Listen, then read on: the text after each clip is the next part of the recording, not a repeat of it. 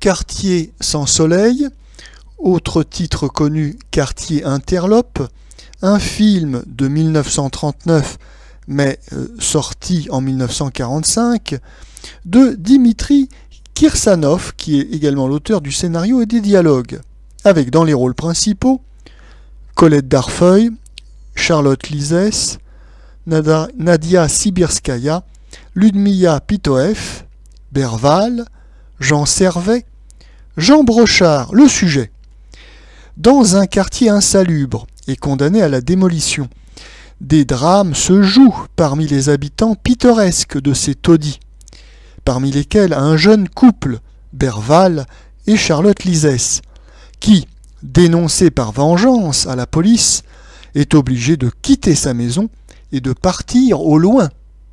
Quartier sans soleil est un film très intéressant à plus d'un titre. Oui, alors bien sûr, il s'agit encore d'un film sur les bas-fonds parisiens, avec des prostituées, des règlements de compte entre vendeurs de cocaïne et autres détails sordides. Mais contrairement à l'habitude, ici, ces détails terribles ne sont pas le prétexte à du voyeurisme et à du mélodrame à 5 sous, si habituel dans les films de gangsters français.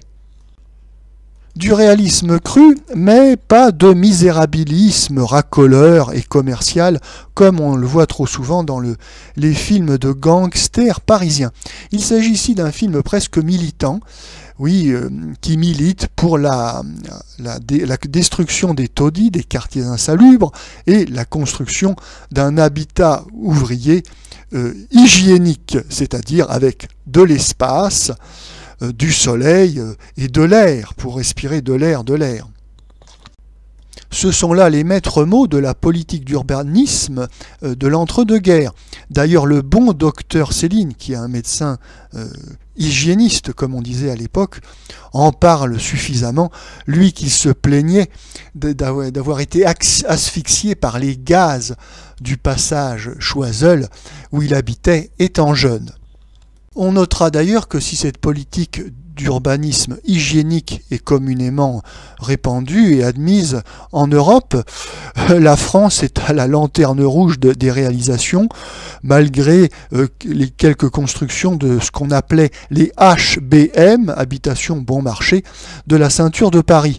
Oui, les nations en pointe sont l'Italie nouvelle et l'Allemagne nouvelle. D'ailleurs, quand les Allemands arriveront à Paris en 1940, par Aubervilliers, lieu de bidonville s'il en est, ils furent très surpris de l'état de délabrement et de misère des banlieues ouvrières parisiennes.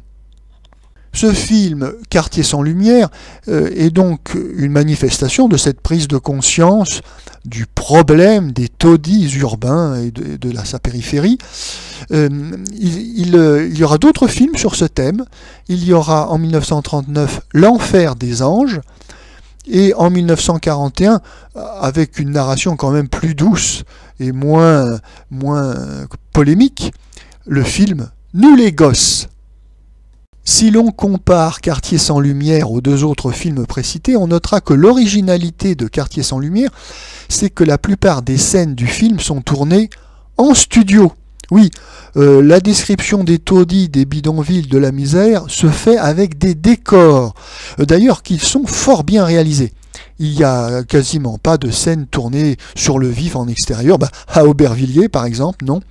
Alors que le film L'Enfer des anges, lui, fait la part belle à un certain nombre de scènes vraiment tournées sur le vif, et on est dans la misère du bidonville, sans fioriture et sans décoration, sans ajout.